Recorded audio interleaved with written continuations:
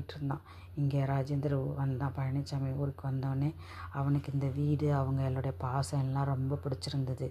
சரின்ட்டு இப்போ ராஜேந்திர சொன்னால், என்கிட்ட இருக்கிற காசை வச்சு நான் நம்ம நிலத்தோடு சேர்த்து இன்னும் ஒரு 2-3 ஏக்கர் வாங்கிடலான்டான்னு. ஆமாம், அதுவும் செஞ்சிடலாம் அப்படின்ட்டு. அழகம்மா பாட்டிக்கும் ரொம்ப வயசாயிடுச்சு. அவங்களையும் அப்பப்போ பார்த்துப்பான். அவங்களையும் கூட பிறந்த அவன் சொந்த பாட்டி மாதிரியே பார்த்துக்கிட்டான். அப்புறம் அழகம்மா பாட்டியை போய் 2 பேரும் பார்த்தாங்க.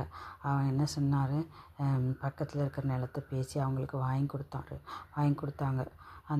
அதையும் வச்சு சீர் பண்ணி சுற்றி வெளியெல்லாம் போட்டு இருக்கிற காசை வச்சுக்கிட்டு அந்த மருதாணி வேலி போட்டான்ல, அதனால் அதிகமான காற்று வயலுக்குள்ளே வராதனால பூலாம் கொட்டாமல் மொக்கெல்லாம் கொட்டாமல் ஓரளவு பாதுகாப்பாக இருந்துச்சு.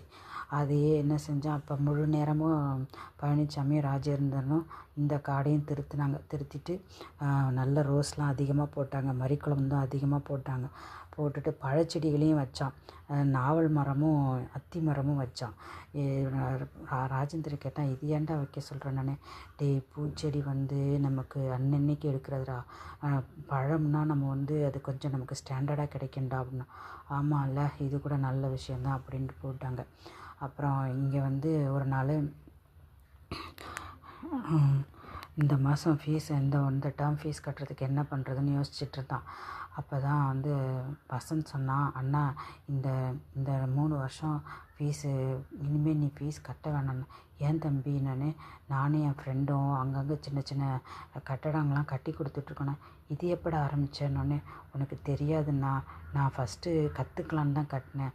பக்கத்தில் இருக்கிற கிராமங்கள்லாம் யாருக்காவது டாய்லெட் பாத்ரூம் கட்டுறது, அப்புறம் அந்த மாதிரி சின்ன வேலையெல்லாம் நாங்கள் பார்த்து கொடுத்துட்ருக்கோண்ணா. அதில் வர கொஞ்சம் காசு நான் சேர்த்து வச்சுருக்கேன்ட்டு 50,000 கொண்டாந்து கொடுத்தான். பரவாயில்லடா, சாமிகிட்ட கொண்டு வச்சுட்டு வான்னு சாமிகிட்ட கொண்டாந்து வச்சுட்டு ராஜேந்திரனும் பழனிசாமி நின்னாங்க. பிடிங்க 2 பேருன்ட்டு 2 பேர் காலையும் விழுந்து கும்பிட்டான். அப்புறம் அப்பா அம்மா காலையும் போய் விழுந்து கும்பிட்டு வந்தான். பரவாயில்லடா அப்படின்னு.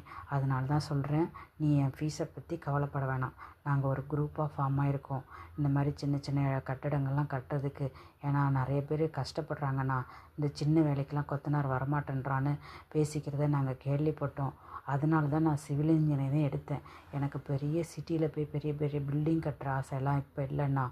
நான் இந்த டிகிரி முடிக்கிறதுக்குள்ள ஒரு சின்ன சின்ன வேலையாக செஞ்சு நல்லா கற்றுக்கணுன்னு ஆசைப்பட்றேன் நான்.